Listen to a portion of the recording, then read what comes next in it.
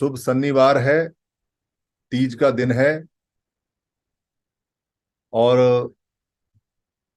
फरवरी 11 को जो दिल्ली में हमारी संगति होने वाली है, उसकी भी अब तैयारी शुरू हो गई है आज से।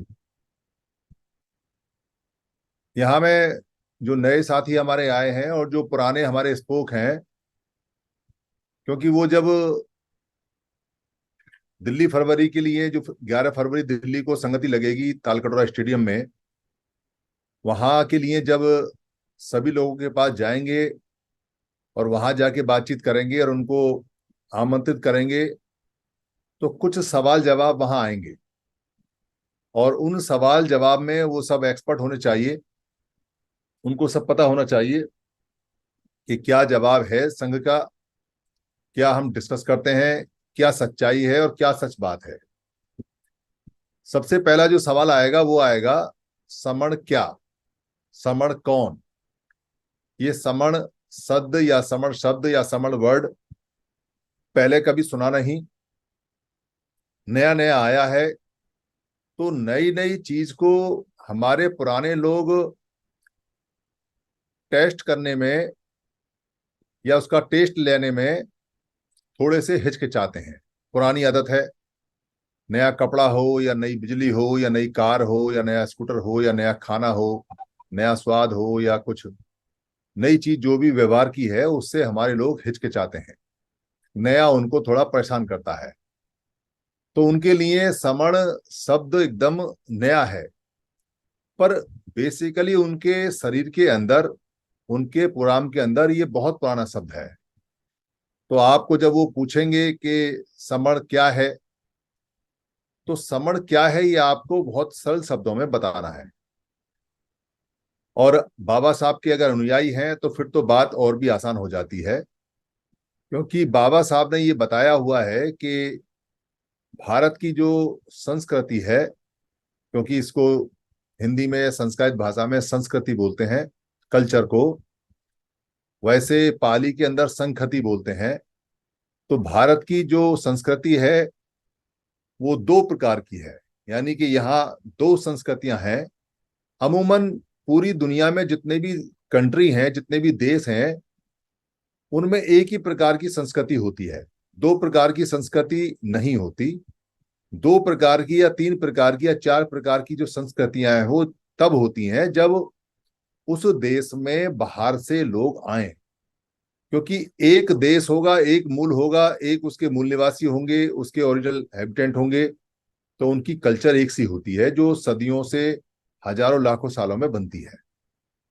और अगर दो संस्कृतियां हैं या तीन हैं या चार हैं, तो इसका मतलब उस मूल संस्कृति के अलावा बाहर से आगमन हुआ है कुछ लोगों का जो अपनी संस्कृति को लेके आए हैं, पता चल जाता है। इसलिए जब यहां हम बोलते हैं कि भारत के अंदर दो संस्कृतियां हैं, तो बाबा साहब की बात को अगर आप उठाएंगे तो उन्होंने बताया है कि श्रमण संस्कृति और ब्राह्मण संस्कृति। तो ब्राह्मण तो सब समझते हैं, जो ब्राह्मण शब्द है ये एक वर्ग का है, वर्ण का है, जाति का नहीं है। ब्राह्मणों में कोई जाति नहीं होती, सिर्फ वर्ण होता है जिसको वर्ग बोलते हैं या वर्ण बोलते हैं। पर जो श्रमण शब्द है, ये जो श्रमण शब्द है ये समण है। पाली में इसको समण बोलते हैं और संस्कृत भाषा में श्रमण बोलते हैं। तो आपको कुछ और समझाने की आवश्यकता नहीं पड़ेगी, वो समझ जाएगा कि समण का मतलब श्रमण है और ब्राह्मण का मतलब वमण है। हम समण और वमण जो इस्तेमाल करते हैं वो पाली में करते हैं। फिर भी कोई विद्वान अगर आपको मिले, ज्यादा बात करना चाहे, तो उसको आप बता सकते हैं कि पुरानी जो किताब हैं, जो इंडिका है या जो त्रिपिटक है या जो धम्मपिटक है या धम्मपद है, उन सारी किताबों के अंदर समणा और वमणा दो शब्द लगातार आते हैं। तो कई बार जो दूसरे लोग हैं वो कंफ्यूजन करने के लिए ऐसा बोल सकते हैं कि समणा और वमणा एक ही शब्द है। समणा वमणा एक शब्द नहीं है। अगर समणा वमणा एक शब्द होता तो फिर दो शब्दों का इस्तेमाल क्यों करते हैं। इसलिए समणा अलग है, वमणा अलग है। पुराने समय में भी बुद्ध ने दो ही संस्कृतियों का बताया है, एक समणा और एक वमणा। अगर एक ही संस्कृति होती खाली समणों की संस्कृति होती तो बुद्ध किससे लड़ते, क्यों लड़ते, क्यों वो ये सारी बातें बताते और क्यों वो समणा और वमणा का जिक्र करते। इसलिए कोई व्यक्ति अगर आपको ये कहे कि जो समण शब्द है ये समझ में नहीं आया, तो उसको ये पूछ सकते हैं, कह सकते हैं कि आप हमें अपनी वो आइडेंटिटी बताओ जो ब्राह्मणों के सापेक्ष में, ब्राह्मणों के रेस्पेक्ट में बताई गई है या उसका नाम है। तो कोई भी विद्वान आदमी या कोई भी आदमी अगर बताएगा तो वही बताएगा जो बाबा साहब अम्बेडकर ने बताया है, यानी समण और वमन या श्रमण और ब्राह्मण। अदरवाइज वो बता नहीं सकता, क्योंकि अगर दो नाम हैं उनमें से एक नाम वमन है, ब्राह्मण है, तो दूसरा नाम क्या है? तो दूसरा नाम समण है और ये पहला नाम है। दरअसल यहाँ एक ही संस्कृति होती थी, एक ही संस्कृति होती थी, एक ही कल्चर होती थी, समण, जो यहाँ की ओरिजिनल और मूल है। तो ये बात हम सिद्ध कर सकते हैं और बता सकते हैं बड़ी आसानी से। फिर भी कोई व्यक्ति ये कहे कि जी नहीं, हम तो दलित हैं, हम तो बहुजन हैं, हम तो बैकवर्ड हैं, हम तो फॉरवर्ड हैं, हम तो डिप्रेस्ड क्लास हैं, हम तो अर्जक हैं, हम शोषित हैं, बहुत सारे नाम इसके हो सकते हैं, पर ये नाम सब अलग अलग कारणों से रखे गए हैं। शोषण हुआ है तो शोषित हो गए, अर्जित करने वाले हैं तो अर्जक हो गए, दबे कुचले हैं तो दलित हो गए, डिप्रेस्ड हैं तो डिप्रेस क्लास हो गए। ये जो गुण हैं उसके आधार पे जो आज के समय चल रहे हैं, जो आज के समय चल रहे हैं। पर मूल क्या है, ये सारे लोग क्या है? अगर कोई ये कहता है कि ये सारे लोग बहुजन हैं, तो बहुजन शब्द अभी का है। बहुजन बहुत ज्यादा मात्रा को बोलते हैं। बहु माने बहुत और जन माने लोग, बहुत ज्यादा लोग। तो बहुत ज्यादा लोग अगर मान लो हम जैसे 100 लोग हैं कहीं खड़े हुए हैं और वमन कहीं 200 आ जाएं, तो हमारे मुकाबले फिर वो बहुजन हो जाएंगे उस जगह पर। इसलिए बहुजन शब्द क्वांटिटी बताता है, ये आइडेंटिटी नहीं बताता, ये हमारी पहचान नहीं बताता, ये हमारी सिर्फ संख्या बताता है। हमारी जो पहचान है वो समण की है। हम एक खड़े होंगे, एक व्यक्ति, एक बच्चा हमारा खड़ा होगा, वो भी समण है। 10,000 हम एक साथ खड़े होंगे तो भी समण है। हमारे अंदर अगर एक वमन आ जाएगा तो वो हम वमन कहलाएगा, वो समण नहीं बनेगा। और अगर हम वमनों के बीच में अकेले भी होंगे तो भी हम समण ही कहलाएंगे, उनमें जाके वमन नहीं बनेंगे। तो हम समण हैं, ये पहला सवाल आएगा। इसलिए इसको अच्छी तरह से परख लें, जान लें और अपने दिल के अंदर बैठा लें इसको कि हम जन्मजात समण हैं और हमारी जो आइडेंटिटी और पहचान है, लास्ट पहचान और जो पहले से पहली पहचान है, वो समण है। बहुत देर बाद हमारे हाथ में आई है। श्रमण श्रमण तो हम करते रहते थे। तो कोई ये कह सकता है, आपको कोई विद्वान होगा, कि अच्छा आप जो बात कर रहे हैं वो जो कर रहे हैं वो वैदिक कल्चर की और बुद्धिस्ट कल्चर की बात कर रहे हैं। तो हम वैदिक कल्चर की और बुद्धिस्ट कल्चर की बात नहीं करते। कारण क्या है कि बुद्ध के आने के बाद बुद्ध का कल्चर आया है, जो भिक्षुओं में होता है, भिक्षुणियों में होता है, या उनके उपासक और उपासकों में होता है। और जो वैदिक कल्चर है वो पुरानी कल्चर है, वो बुद्ध से भी पुरानी कल्चर है और वो भी हमारी है। हमारी मतलब समणों की कल्चर है, क्योंकि वैदिक कल्चर का मतलब है वेद वाली कल्चर। और वेद का मतलब होता है जो संवेदनाएं होती हैं, जो वेदनाएं होती हैं, जो कोई जैसे हमें, हमारा कोई कुछ चुरा ले तो हमारे अंदर दुख की वेदनाएं आती हैं। अगर हमारा कोई कुछ मिल जाए, खोया हुआ पा जाए, तो सुख की वेदनाएं आती हैं। मिर्च खाते हैं तो मिर्च की वेदनाएं आती हैं। अगर हम ठंडा खाते तो ठंडी वेदनाएं आती हैं। आग में अगर गर्मी सेकते हैं तो गर्म वेदनाएं आती हैं। बीमार होते हैं तो बीमारी की वेदनाएं आती हैं। कोई अगर फल खाते हैं तो उसका स्वाद आता है तो उसकी वेदनाएं आती हैं। हजारों लाखों प्रकार की वेदनाएं हमारे शरीर में निरंतर चलती रहती हैं, चलती रहती हैं, चलती रहती हैं। इन वेदनाओं का जिन्होंने अध्ययन किया और अध्ययन कर करके बताते रहे, ये बहुत पुराने श्रमण लोग हैं, जो बताते रहे कि ये वाली जड़ी बूटी खाओगे तो ऐसी वेदनाएं आती हैं, ठीक हो जाता है, अच्छी वेदनाएं आती हैं, ये वाला कृत करोगे तो खराब वेदनाएं आती हैं। उन वेदनाओं के अनुसंधान में जितना भी, यानी कि वेदनाओं का जितना भी विज्ञान है, वो सारा वेदों के अंदर है और वो हमारा है। और बुद्ध को वेदंत गु भी बोलते हैं। वेदंत गु, गु माने गुरु, और वेदंत माने वेदना के अंत तक जानने वाला टीचर, गुरु। से सिर्फ बुद्ध के नाम है, इसको वेदांता के नाम से भी बोलते हैं, वेदंत के नाम से बोलते हैं। तो ये वेदनाएं भी हमारी हैं, यानी वैदिक संस्कृति भी हमारी है बुद्धिस्ट संस्कृति भी हमारी है, बाद में जितने भी लोग आए हैं उनकी संस्कृति भी हमारी है, और सबसे पहले ये समण कल्चर है, समण संस्कृति है, तो समण संस्कृति हमारी है। ये प्रश्न यहाँ क्लियर हो जाता है। दूसरा, वो पूछेंगे आपसे कि आप इकट्ठे क्यों हो रहे हो, क्यों आप कहते हो कि बार बार इकट्ठे हो जाएं। तो जाहिर सी बात है कि कुछ समस्या हमें आ गई है जिसकी वजह से हमें इकट्ठा होना पड़ रहा है। समस्या ये है कि बहुत पुराने समय में जब हम पूरे महाभारत के राजा थे, क्योंकि हमारी अगर आज नागरिकता कोई पूछे कि आपकी नागरिकता क्या है, तो खाली इंडियन या खाली भारतीय नहीं है, महाभारतीय नागरिकता है हमारी, बिग इंडियन। यानी कि हमारी जो आइडेंटिटी है वो महाभारतीय है, हम महाभारत के रहने वाले लोग रहे हैं। टुकड़े होकर छोटा हो गया वो बात की बात है, पर हमारी पहचान महाभारतीय है। तो उस समय जो हम व्यापारी थे, उस समय जो हम टीचर थे, डॉक्टर थे, उस समय सारी जमीनों के किसान हम थे, मालिक हम थे, राजा हम थे, गुरु हम थे, विश्व गुरु हम थे, प्रोफेसर हम थे, जितने भी कल कारखाने हैं, जो भी हाथ के काम चलते थे, इंडस्ट्री थे, वो सब हम मालिक थे, बेचने वाले हम थे, खरीदने वाले हम थे, उपयोग करने वाले हम थे। स्वतंत्र रूप से हम काम करने वाले थे। हमारे यहाँ कोई प्रताड़ना नहीं, कोई दुख नहीं, समानता का सिद्धांत था, सब लोग खाना खाते थे, सबकी सेहत अच्छी थी, सबकी लंबाई 6-6 फुट हुआ करती थी, सबके चेहरे गोल मटोल हुआ करते थे, सबके पास घर थे, कोई झगड़ा नहीं, कोई एट्रोसिटीज नहीं, कोई ऊंच नहीं, कोई नीच नहीं, सब समानता पे आधारित, सब बंटवारा करके रहते थे। कम आया तो कम खा लिया, ज्यादा आया तो ज्यादा खा लिया, कोई झगड़ा नहीं। जानवर भी खुश रहते थे, मनुष्य भी खुश रहते थे। वो जो हमारा सुख है, अनंत सुख, और वो जो हमारा विकास था, जो हम 27% जीडीपी दुनिया की चलाया करते थे और सुखी रहा करते थे, और वो जो हमारी सुरक्षा थी, जिसमें हमारे बच्चे को कोई छू नहीं सकता, जो हमारे पास में एक भी ऐसी घटना नहीं पुराने समय की कि जब कभी हमें कोई प्रताड़ना मिली हो, किसी ने हमारा सरगंजा किया हो, या किसी ने हमारे घर पर कब्जा किया हो, या कोई मारा हो, या पीटा हो, या गाली बकी हो, या कुछ किया हो, छोटा बड़ा का हो, बहुत सारी बात है। तो वो जो तीनों चीज थी, यानी कि हमारा सुख, हमारा विकास और हमारी सुरक्षा, वो तीनों हमारे हाथ से चली गई, और उनके जाने की वजह से हम टुकड़े टुकड़ों में बिखरे हुए हैं, और वो हमें दूर दूर तक आती हुई दिखाई नहीं देती। हमको ऐसा नहीं लगता कि ये तीनों चीजें हमारे पास आ सकती हैं।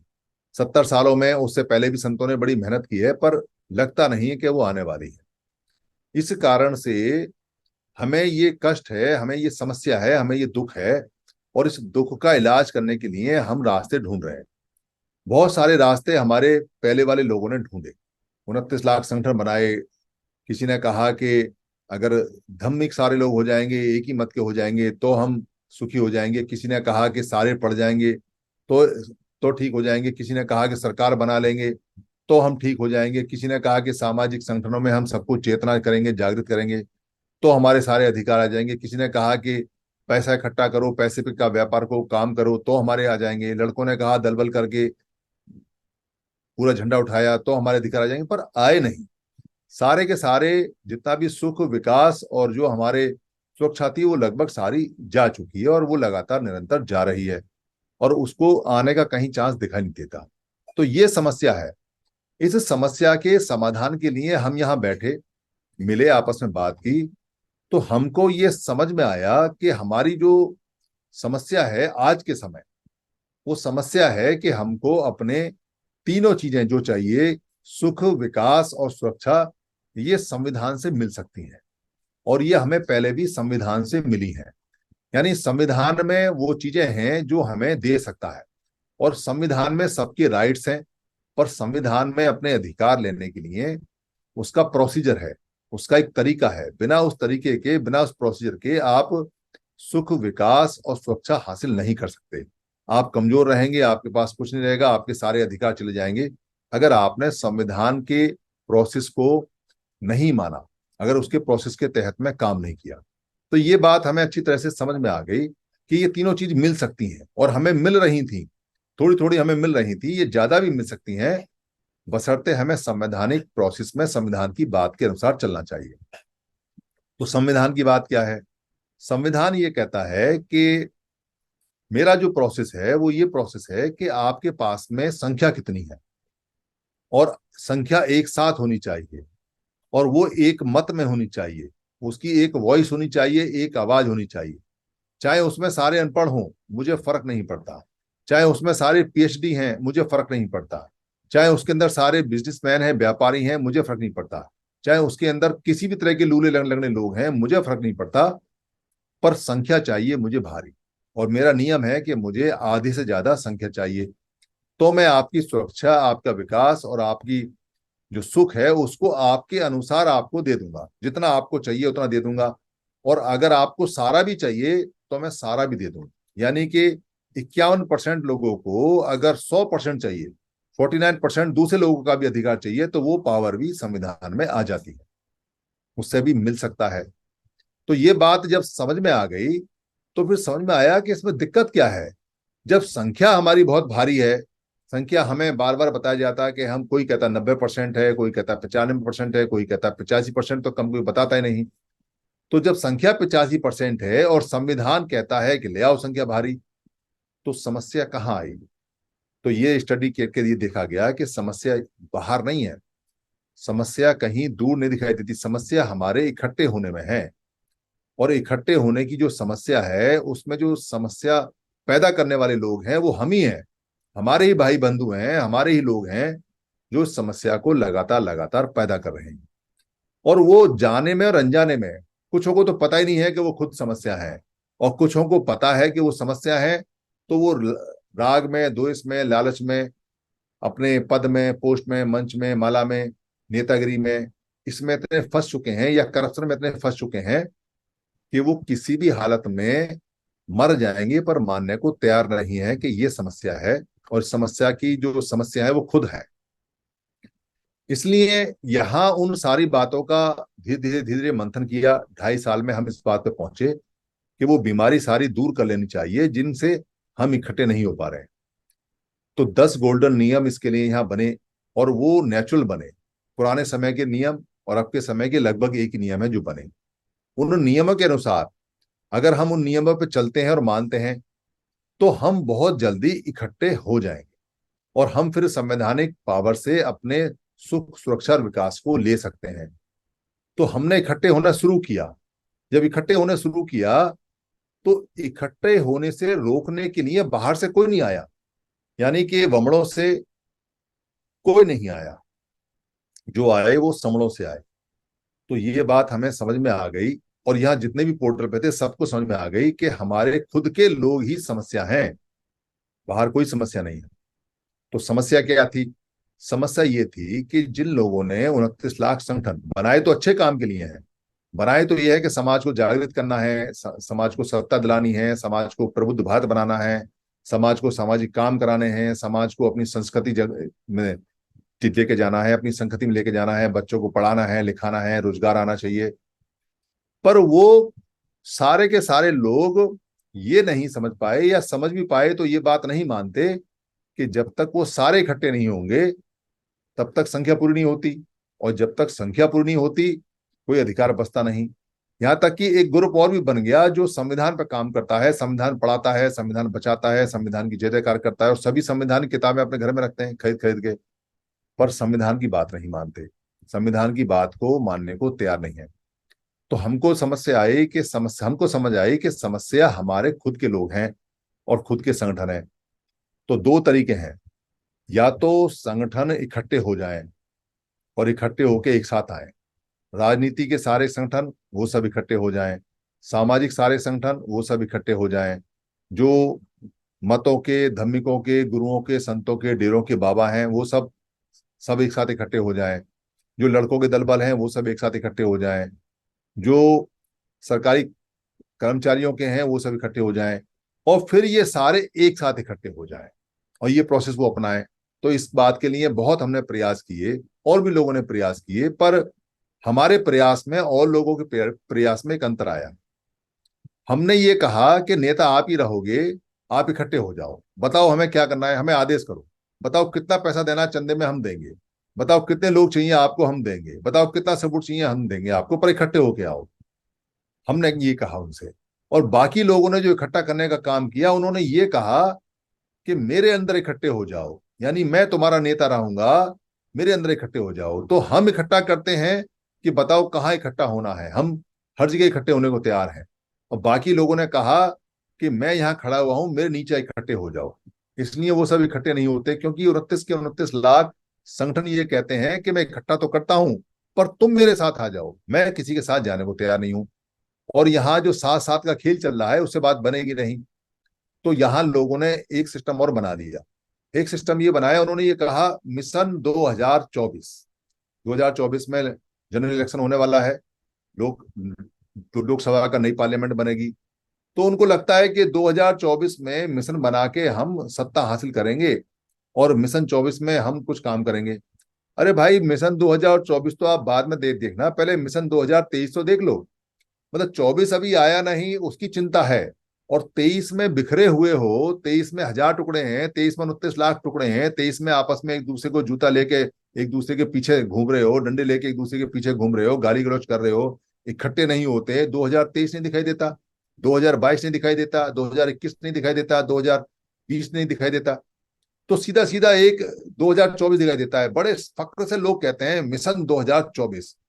मतलब माथे पे हाथ रख के रोएं या कैसे क्या करें क्या नहीं करें, इतना ना इतनी बेवकूफी वाली बात और इतनी कम अकली वाली बात करते हैं कि तैयारी तुम्हारी नहीं है एक कप चाय बनाने की, और तुमने निमंत्रित कर दिया पूरे देश को कि हम चाय पिलाएंगे, हम खाना खिलाएंगे, हम तुम्हारी दावत करेंगे, घर में नहीं है दाने और दुनिया की दावत करने चले हो। अरे कैसे 2024 कर लोगे? पहले 2023 देखो, 2022 देखो, तुमने करा क्या है, कैसे किया है? इकट्ठे तो हुए नहीं, टुकड़े टुकड़ों में तुम्हारी वोटें बटेंगी, टुकड़े टुकड़ों में तुम्हारे संगठन है, टुकड़े टुकड़ों में अलग अलग हैं। इकट्ठे होने का प्रोसेस कहीं स्टार्ट भी नहीं हुआ और मिशन 2024 फतेह करेंगे। तो ऐसी गोल कपोल बातें आती हैं, ये समस्या है। इन समस्याओं को देखते हुए 10 गोल्डन नियम जो बने, उनमें पहली समस्या तो ये काटी कि इस बार कोई वमड़ नहीं आना चाहिए। इसलिए नियम बना कि केवल समण। हमारा विरोध नहीं है वमड़ से, हम कोई विरोधी नहीं है, क्योंकि हम जो काम करते हैं वो पॉजिटिव करते हैं, निगेटिव नहीं करते। निगेटिव पॉजिटिव में क्या अंतर है?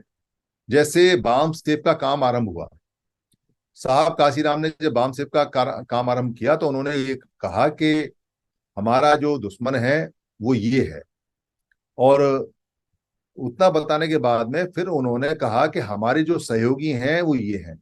तो साहब काशीराम जी ने दुश्मन एक बार बताया, पर सहयोगियों को जो दोस्त थे उन पे उन्होंने काम शुरू किया। दुश्मन पे काम शुरू नहीं किया उन्होंने, तो उन्होंने दोस्तों पे काम शुरू किया और उन्होंने अलग अलग कास्ट के लोगों को इकट्ठा करना शुरू किया, उनको लीडरशिप देनी शुरू की। उनका मोटिव टोटली बाद में पॉलिटिकल हो गया था। पहले सोशल था, बाद में पॉलिटिकल हो गया था, क्योंकि उनके पास समय कम था और वो कोई रिजल्ट देना चाहते थे ताकि समाज में होप आ जाए। तो उन्होंने अपना सारा ध्यान पॉलिटिक्स पे लगाया और सोशल मूवमेंट छोड़ दिया उन्होंने। तो वहां उन्होंने अलग अलग दोस्त ढूंढे, कहीं अलग अलग जातियों के, अलग अलग वर्गों के, ओबीसी में ढूंढे, और फिर उनको इकट्ठा करके उन्होंने एक कुनबा जोड़ा और उस कुनबे को उन्होंने ये एहसास कराया कि जीत सकते हो, जीत सकत हो सकत है, यानी कि इट कैन बी पॉसिबल। और उन्होंने छोटे पैमाने पे सही, स्टेट में ही सही, पॉसिबल करके दिखा के वो चले गए। उसके बाद के लोग जो आए, और उन लोगों का क्या करें, उन लोगों ने जो बामसेफ चलाई, उन्होंने जो अलग अलग बामसेफ के संगठन के टुकड़े तोड़े, तो वो बड़े फक्र से कहते हैं आइडेंटिफाई योर एनिमी, अपने एनिमी को पहचानो, अपने एनिमी को देखो।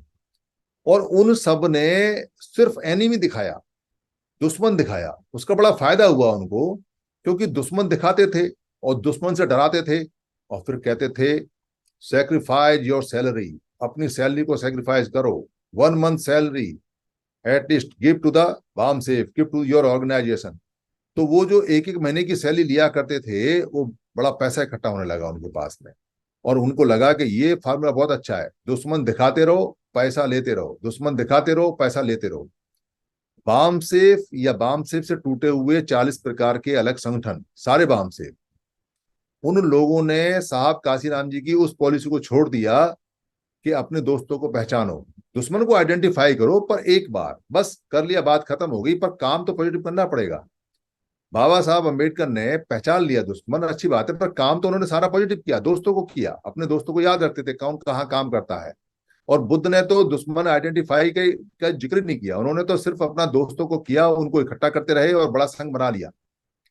पर यहाँ जो आज के समय जो पॉलिसी है, उस पॉलिसी में दोस्तों के साथ नहीं है, यानी दुश्मन दुश्मन सब करते हैं पर दोस्त दोस्त कोई नहीं कर रहा है, और वो खुद भी दुश्मन दुश्मन करते करते अपने संगठनों को तोड़ते रहते हैं, यानी उनके संगठनों में भी दुश्मनी दुश्मनी हो जाती है। तो उन्होंने आइडेंटिफाई योर फ्रेंड, यानी कि अवर फ्रेंड, वो जो हमारे दोस्तों को आइडेंटिफाई करना था वो नहीं किया। उसका परिणाम ये निकला कि वो निगेटिव जो काम करते रहे वो सारे निगेटिव हो गए, और वो पैसा इकट्ठा करते रहे और दुश्मन का नाम ले लेते रहे। तो क्या हुआ, एक प्राकृतिक नियम है कि आप जिसका जिक्र करोगे, जिसको याद करोगे, जिसके विरोध में काम करोगे वो बढ़ेगा। यानी कि विरोधी का विरोध करोगे तो विरोधी बढ़ेगा, और अगर सहयोगी को सहयोग करोगे तो सहयोगी बढ़ेगा। ये प्राकृतिक नियम है। यानी विरोधी को विरोध करोगे तो विरोध बढ़ेगा, और सहयोगी को सहयोग करोगे तो सहयोगी बढ़ेगा। तो आपने बढ़ाना क्या है, आपने सहयोगी बढ़ाना है। तो सहयोगी उन्होंने, किसी ने सहयोगी नहीं किया आपस में, वो कभी गले नहीं मिले, कभी चाय नहीं पी, कभी बात नहीं की। आपस में दुश्मनी रहती है उनकी, इतनी बुरी दुश्मनी रहती है।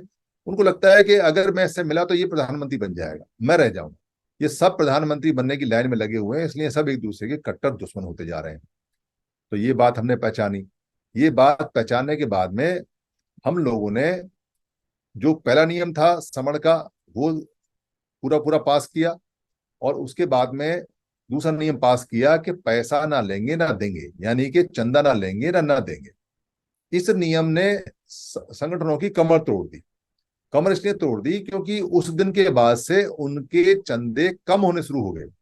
और जो एक बार समर संघ में आ जाता है या सुन लेता है, वो मना कर देता है, वो कह देता है जी मैं समर संघी हूं, और समर संघ ने पैसे लेने देने के लिए मना किया है। क्यों? क्योंकि दो बातें होनी है, या तो जो संगठन है वो संगठन सारे इकट्ठे हो जाएं, और या इन संगठनों को खत्म करना चाहिए। अगर ये संगठन जीवित रहे तो हम कभी भी संवैधानिक संख्या प्राप्त नहीं कर सकते, ये ध्यान रखना। क्योंकि ये 29 लाख जो संगठन है, ये बहुत थोड़ी थोड़ी संख्या इनके पास है, पर ये सारे मिलकर बहुत ज्यादा हो जाते हैं। और संख्या थोड़ी थोड़ी कैसे है, 10 आदमियों को पद दे दिए, सेक्रेटरी बना दिया, प्रचार मंत्री बना दिया, कैशियर, जनरल सेक्रेटरी, फलाना फलाना, उपाध्यक्ष होते हैं 10 5। तो अगर 10 15 20 आदमियों को कोई संस्था पद दे देती है, तो पद के लालच में उस संस्था की वो वाहवाही करते हैं, चाहे वो संस्था झूठी है या सच्ची है। पर वो संस्था के लिए चूंकि पद मिला है वहां से, इसलिए उस संस्था के लिए वो लॉयल हो जाते हैं, भरोसे वाले हो जाते हैं।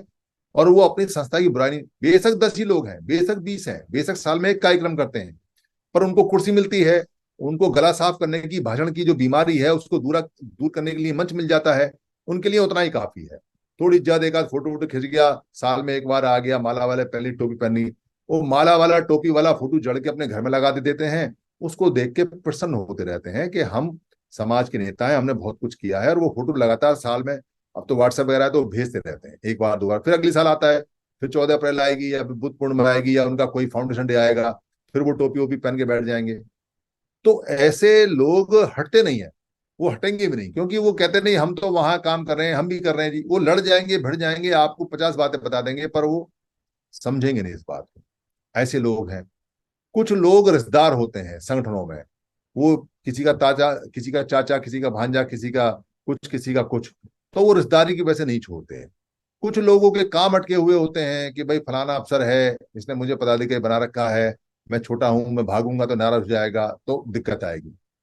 कुछ लोगों को पैसे का लालच होता है कि साल में, साल दो, एक दो साल में फंक्शन लगेगा तो कुछ दारू का, मुर्गे का, मीट का इंतजाम हो जाएगा, संगठन के पैसे खाएंगे पिएंगे, जोड़ देंगे। अधिकतर संगठनों में जब भी 14 अप्रैल आती है, या बुद्ध पूर्णिमा आती है, या फाउंडेशन डे आता है, या उनका कोई ओकेजन आता है, वो पैसे इकट्ठा करते हैं, और उस पैसे में खाने पीने का खर्चा उसमें डाल देते हैं। वो ये नहीं बताते, क्योंकि वो कोई चेक तो करता नहीं, तो वो सारा का सारा वैसे रहता है। तो पैसा नहीं देंगे अगर लोग, तो संगठनों की संख्या कम होगी। तो संगठन, या तो संगठनों को बेसिकली या तो खत्म करना है, और या उनको एक साथ मिलाना है। ये दो मकसद है। तो दूसरा वाला जो 10 गोल्डन नियम है वो उनको खत्म करता है।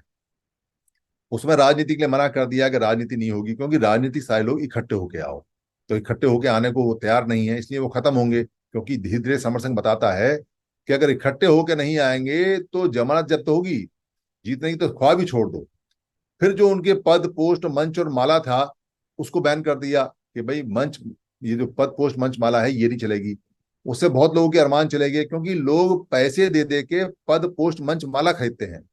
मुख्य अतिथि बनाएंगे, 50,000 रुपये दे दो, आपको मुख्य वक्ता बनाएंगे, 25,000 रुपये दे दो, ऐसे वो पैसा लेते हैं आयोजक जो हैं। और वो लोग बाकी अपना फोटो वोटो लगा के अपनी राजनीति के लिए अपनी रोटियां सेकते हैं, अपनी फाइल तैयार करते हैं।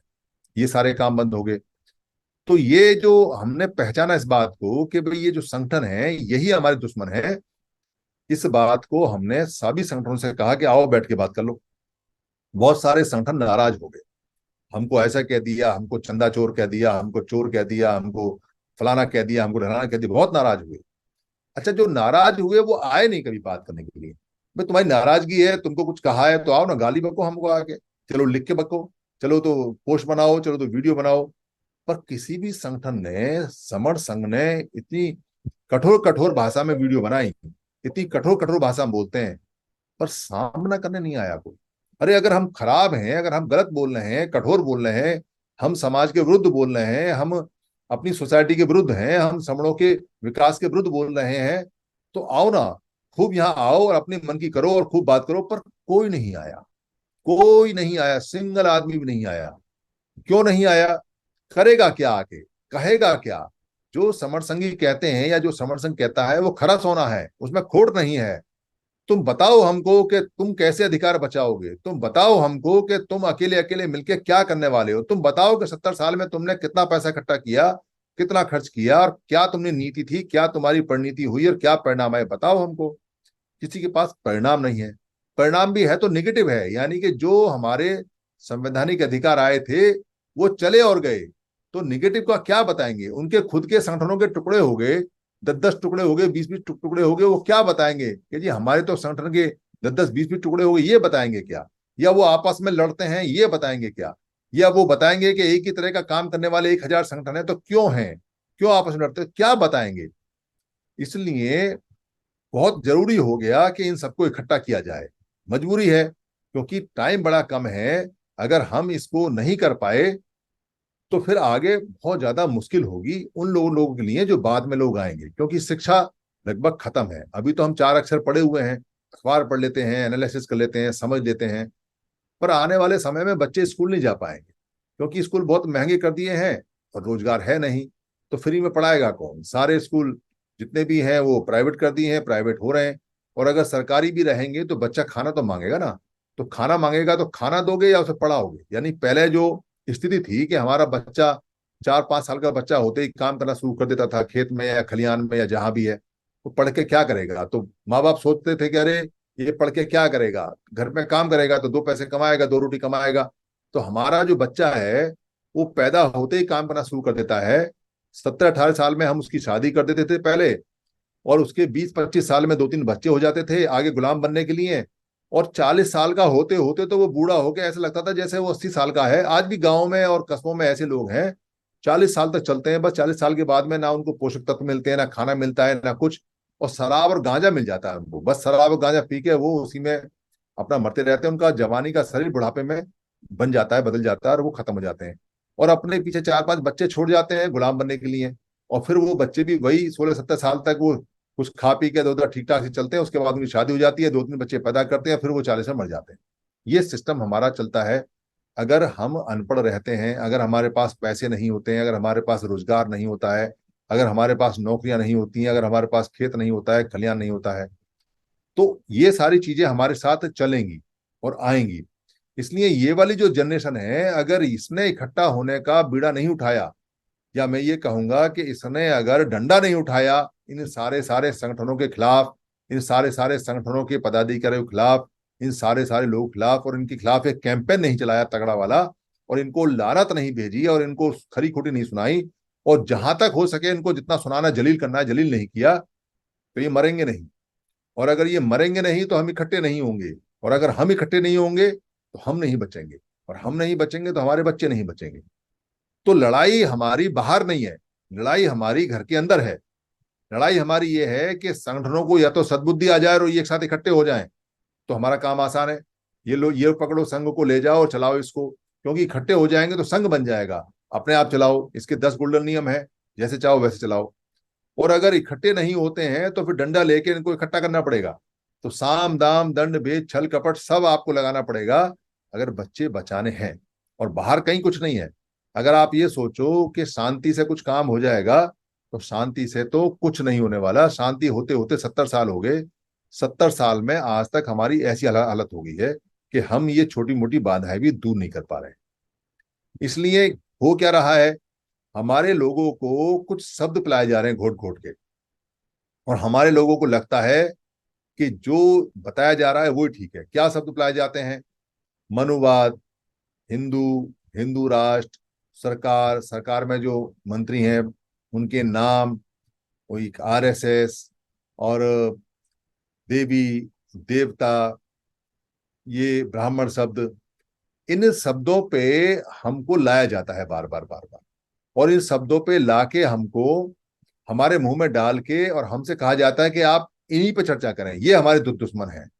और हमारे लोग सारे इन्हीं पे काम करते हैं, इन्हीं शब्दों पे काम कर, उनके भाषण में इन शब्दों के अलावा और कोई शब्द होता नहीं। पर समर संघ में ये शब्द निषेध है, हम इनका इस्तेमाल नहीं करते। क्यों नहीं करते? कोई कहेगा जी क्या मतलब है, अगर हम दुश्मन को कुछ कहेंगे नहीं तो फिर हम उसको पहचानेंगे कैसे, उससे लड़ेंगे कैसे? दुश्मन को तो कहना पड़ेगा। अरे भाई, 70 साल से तुम दुश्मन का ही तो काम कर रहे हो, तुम उसी को बढ़ा रहे हो, उसी का विरोध करते हो, वो तो पावरफुल हो रहा है। तुम्हारे विरोध करने से वो कोई कमजोर तो हुआ नहीं, तुम्हारे लंबे लंबे भाषण देने से और भाषणों में गाली बकने से वो और मजबूत हो गए। तो तुमको ये समझ में नहीं आती कि दुश्मन का अगर तुम ज्यादा नाम लोगे तो दुश्मन आइडेंटिफाई होने की बजाय फिर स्ट्रेंथन हो जाएगा, भारी हो जाएगा, बल आ जाएगा उसके अंदर, बलवान हो जाएगा वो, और तुम कमजोर हो जाओगे क्योंकि तुम सारी एनर्जी तो उस पर लगाते हो। इसलिए समर संघ ने निषेध किया कि हमारे दुश्मन ये नहीं है, हमारे दुश्मन हमारे खुद के लोग हैं। ये लोग हमें रोकने नहीं आते, आज तक की हिस्ट्री है, ये लोग कभी रोकने नहीं आए। हमारे लोग हमें रोकते हैं, उसका इलाज हमें ढूंढना है। अगर हमने उसका इलाज ढूंढ लिया तो फिर हमें जीतने से कोई नहीं रोक सकता। फिर हमारे पास सुख भी होगा, विकास भी होगा, और हमारे पास सुरक्षा भी होगी। एक तो ये पूरा पूरा सिस्टम है जो हमें अच्छी तरह से लोगों को बताना है, और इस पर बहस करनी है और सारी बातें करनी है। बहुत सारे लोग हमें उलझाते हैं, वो कहते हैं प्रश्न आएंगे, आप बुद्ध का काम करते हो क्या, बुद्धिस्ट का काम करते हो क्या, आप रविदास जी का काम करते हो क्या, आप कबीरदास जी का काम करते हो, आप किस मत को मानते हो, समरसंघ किस चीज पे काम करता है, कैसा काम करता है? जो इस तरह के सवाल पूछते हैं, दरअसल उनकी बुद्धि अविकसित है अभी, वो झगड़े वाले लोग हैं। कारण क्या है कि संघों का कोई धर्म नहीं होता, संघों का कोई धर्म नहीं होता, और संघ किसी मान्यता का विरोध भी नहीं करते। संघों में सिर्फ व्यक्ति की आइडेंटिटी चाहिए कि जो व्यक्ति है वो समण है या नहीं, या जिसका भी संघ है वो वाला व्यक्ति है या नहीं है। मत और मान्यताएं पानी की तरह होती हैं, यानी जो जहां जिसको मानता है वो अपनी मत मान्यता मिला देता है और वैसा पानी पी लेता है। पर संघ में सभी मान्यताओं के लोग लोग होते हैं, और कुछ ऐसे भी लोग होते हैं संघ में जिनकी कोई मान्यता नहीं होती, जिनको हम एथिस्ट बोलते हैं, नास्तिक जैसे आज की भाषा में बोलते हैं। तो संघों के अंदर सभी लोगों का समावेश है, पर संघ के अंदर होना चाहिए समण। कोई व्यक्ति अगर किसी ऐसी आइडियोलॉजी को ले लेके आता है जो समणों की आइडियोलॉजी नहीं है और समणों के मत के विरुद्ध जाती है, तो भी उस व्यक्ति को छोड़ा नहीं जा सकता। क्योंकि हम किसी के मत के या किसी के विचार का प्रचार प्रसार नहीं करने देते। हम कहते हैं आपकी मान्यता आपके साथ है, आप बताओ कि आप समण हो या नहीं हो, आपको समणों का विकास चाहिए या नहीं, आपको समणों की सुरक्षा करनी है या नहीं, आपको समणों का सुख चाहिए नहीं चाहिए। अगर उसको ये तीन बातें यस लगती हैं तो वो जो भी मत है अपना मत अपने घर रखे और समण संघ में आके काम करे, क्योंकि यहाँ मतों में नहीं है। इसलिए मतों में नहीं उलझना है। कई आदमी हमसे पूछते हैं, चतुर चालाक होते हैं, हमारी पॉलिटिकल आइडेंटिटी क्या है, हम राजनीति में क्या करेंगे। हम बेसिकली वो ये पूछते हैं बार बार घुमा के कि समर संघ कौन सी राजनीतिक पार्टी को सपोर्ट करता है। तो यहाँ समर संघ में एक राजनीति का साफ साफ है कि हम राजनीति में कभी जाएंगे नहीं, और हम किसी भी इंडिविजुअल व्यक्ति को या इंडिविजुअल पार्टी को या इंडिविजुअल मत को कभी भी सपोर्ट नहीं करेंगे। तो हमारा क्या वाक्य है? हमारा वाक्य यह है कि सारे समणों की पॉलिटिकल पार्टी एक होनी चाहिए, कर दो एक। अगर आपको हमारी आइडियोलॉजी चाहिए, अगर आपको हमारा सहयोग चाहिए, अगर आप चाहते हो कि समर संघ आपका सहयोग करे, तो पहले आप समर संघ के एक प्रस्ताव को तो मानो, और प्रस्ताव खराब है तो बहस कर लो। हमारा प्रस्ताव है कि आप सब इकट्ठे होकर आ जाओ। अरे इकट्ठे होकर आ जाओगे तो हमें किसी को कहने की जरूरत भी नहीं पड़ेगी, लोग इतने समझदार हैं, उन्हें पता है कि क्या करना है क्या नहीं करना है। पर अलग अलग अगर 1,000 राजनीतिक पार्टियां हैं तो सारे समण हैं, तो हम किससे दुश्मनी कर लें? सारे समण जब हमारे समण हैं तो हम क्यों दुश्मनी करें? हम तो संघ हैं। हम तो जूता लेके और डंडा लेके सबको हाँकेंगे एक तरफ से कि तुम बेवकूफ लोगो, तुम क्या राजनीतिक पार्टी चलाओगे, तुम क्या लड़ोगे, जब तुमको इतना ही शऊर नहीं है, जब तुमको इतनी समझ नहीं है कि राजनीति में वही जीतता है जो इकट्ठा रहता है, तो तुम क्या राजनीति करोगे? तुम कौन से राजनीति नेता हो? तुम बेवकूफ लोग हो, तुम्हें कोई राजनीति नहीं आती, तुम्हें राजनीति सीखनी चाहिए तो समर संघ से सीख लो। कितना छोटा सा वाक्य समर संघ बताता है कि जुड़ेंगे तो जीतेंगे। अरे जुड़ जाओ और जीत जाओ, कौन मना करता है? ये राजनीति में भी चलता है, ये धार्मिक में भी चलता है, ये सामाजिक में चलता है, एक मंत्र है हमारे पास में, जुड़ेंगे तो जीतेंगे। तो तुम्हें ये समझ में नहीं आता? तो राजनीतिक हमारी मान्यता भी ये है। जो हमारी, कोई हमसे पूछे कि आपकी सामाजिक मान्यता क्या है, तो हमारी सामाजिक मान्यता समानता की है। हम अपने किसी भी भाई में कभी भी भेद नहीं करते। जो समण हैं वो सारे हमारे हैं। हमारा काम करने के दृष्टिकोण में, काम करने के तरीके में मतभेद हो सकता है। कोई व्यक्ति कहे कि बिल्ला ऊपर लगाना है, कोई कहे कि बिल्ला नीचे लगाना है, पर बिल्ला लगाना है ये बात तय है। इसलिए हमारा ऊपर नीचे बिल्ला लगाने में झगड़ा नहीं है।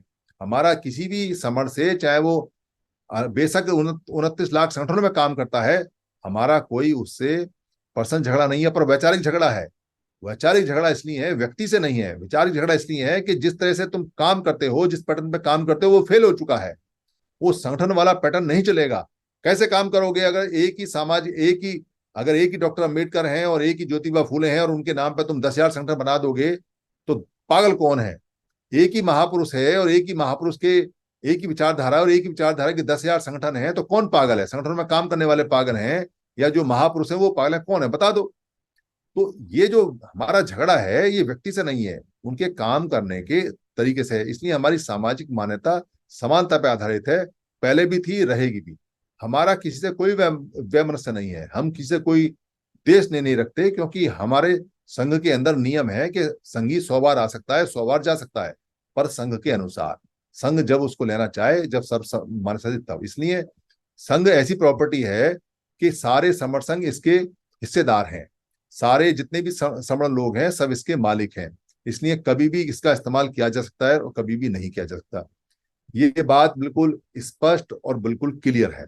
इसलिए जब भी आप जाएंगे और लोगों से बात करेंगे कि 11 फरवरी दिल्ली में हमको इकट्ठा होना है, तो इकट्ठा क्यों होना है लोग ये भी पूछेंगे। क्योंकि जब हम राजनीति में नहीं जाते, जब हम कोई किसी मत का काम नहीं करते, किसी धार्मिक काम नहीं करते, किसी धर्म का काम नहीं करते, जब हम कोई पैसा भी इकट्ठा नहीं करते, जब हम कोई एजुटेशन भी नहीं करते, क्योंकि एजुटेशन, संविधान में एजुटेशन की जरूरत नहीं पड़ती, जिनके पास संख्या ज्यादा होती है उनको एजुटेशन करने की आवश्यकता नहीं है।